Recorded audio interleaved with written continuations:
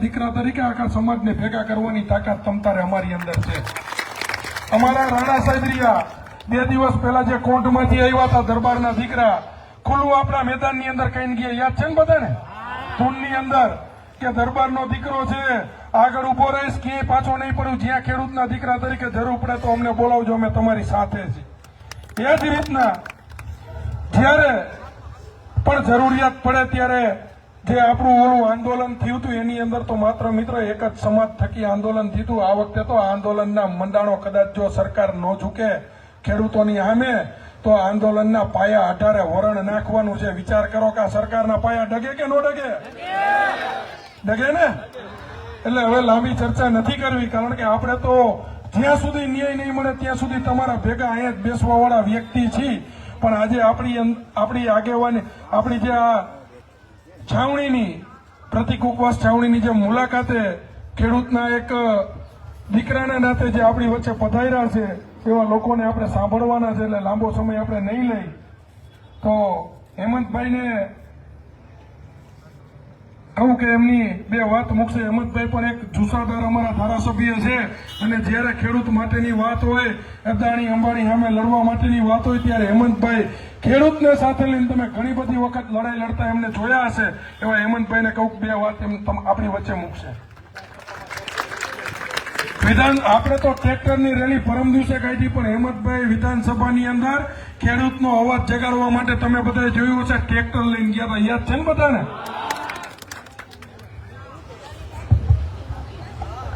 બોલો ભારત માતા કી.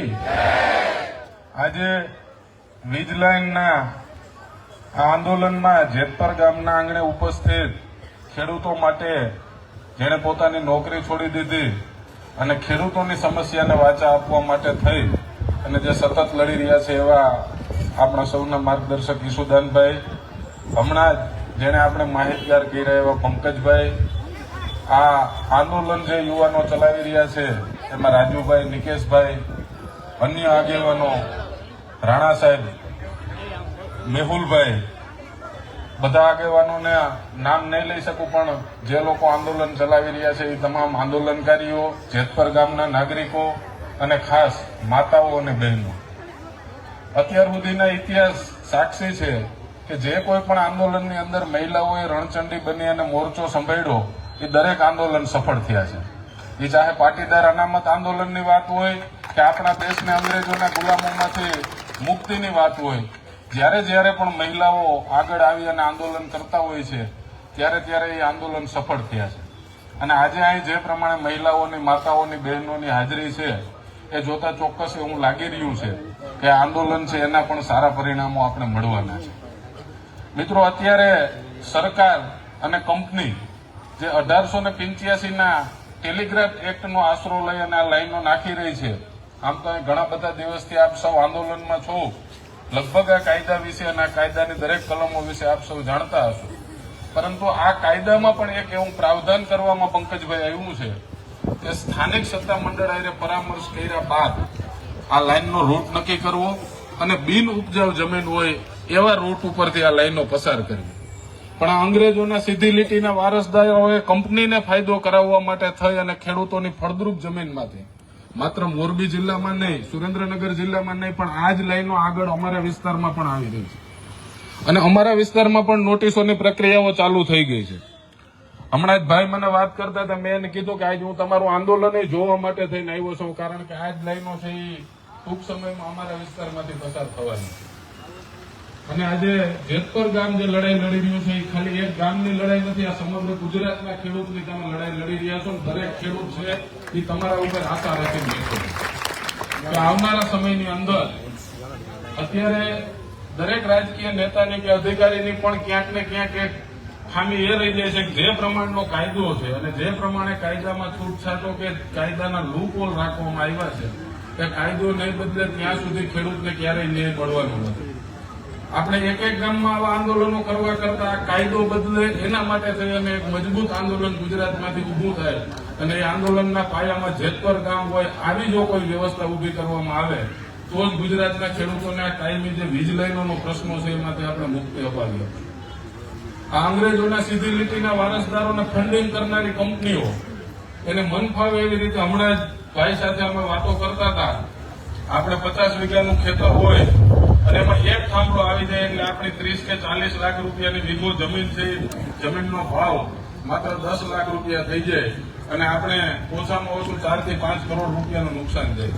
આપણે સોશિયલ મીડિયામાં જોતા હોય કે કોઈ પણ એરપોર્ટ હોય કે અન્ય કોઈ જગ્યા હોય ને આપણે આપણું ટુ વ્હીલ પાર્કિંગ કરીએ તો એનું પણ ભાડું દેવું પડતું હોય.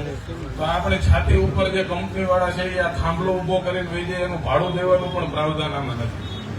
આના માટે થઈ અને અમારા ધારાસભ્ય ગોપાલભાઈએ વિધાનસભામાં પણ બિલ મૂક્યું કે ખેડૂતોને કઈ રીતે વળતર આપી શકાય, ખેડૂતોને કઈ રીતે બચાવી શકાય. કારણ કે અત્યારનો જે ઇન્ડિયન ટેલિગ્રાફ એક્ટ 1885 છે એ ટેલિગ્રાફની લાઈન પસાર કરવા માટેથી થઈ અને 1885માં અંગ્રેજો દ્વારા બનાવવામાં આવ્યું. ત્યારબાદ તમામ ઇન્ડિયન પિનલ કોડની કલમો બદલી ગઈ, પણ આ ખેડૂતોને શોષણ કરતો કાયદો છે એ કાયદો બદલવામાં નથી.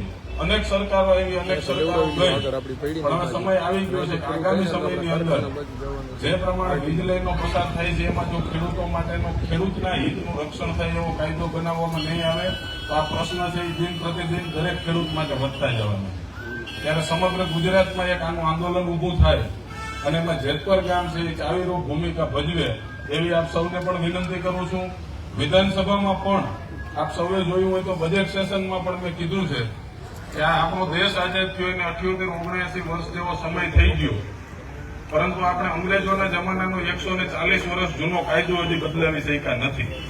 તો આ કાયદો છે એ વહેલામાં વહેલી તકે બદલે એવી માંગ સાથે આપણે સૌએ લડત કરવી જોઈએ. આજે ફરીથી આપ સૌને હૃદયપૂર્વક અભિનંદન આપું છું અને વંદન કરું છું કે તમે સૌએ જે આંદોલન ઉપાડ્યું છે એ સમગ્ર ગુજરાતના ખેડૂતોના ફાયદારૂપનું આ આંદોલન છે. આનું પરિણામ ના મળે ત્યાં સુધી દરેક યુવાન, દરેક વડીલ, માતાઓ, બહેનો આ લડાઈ લડતા રહેજો. આમાં જ્યાં ક્યાંય પણ અમારી જરૂરિયાત હોય અમને ફોન કરજો. અમારાથી બનતા તમામ પ્રયત્નો કરી અને તમારા આંદોલનને ટેકો આપવા માટે તમે કાળી રાતે ફોન કરશો તો પણ અમારી આવવાની તૈયારી છે. ત્યારે વિશેષમાં વાત ના કરતા વિનંતી છું. જય હિન્દ, જય ભારત.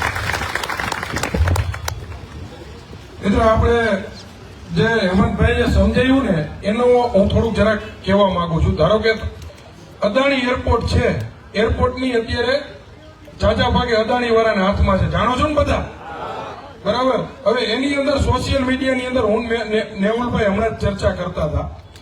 1 કલાક ગાડી પાર્ક કરવી હોય ને તો 120 રૂપિયા ઉઘરાવે છે, સમજ્યા કે નહીં?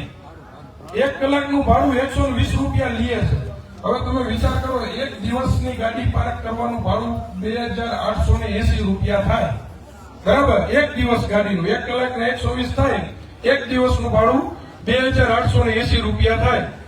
તો એક મહિનાનું ભાડું 86,400 રૂપિયા થાય. કેટલું? ખાલી એક ગાડીનું. તો આપણા જે થાંભલા આવે છે ખેડૂતોના ખેતરની અંદર, તો એક થાંભલા નીચે 20 ગાડીનું પાર્કિંગ થાય કે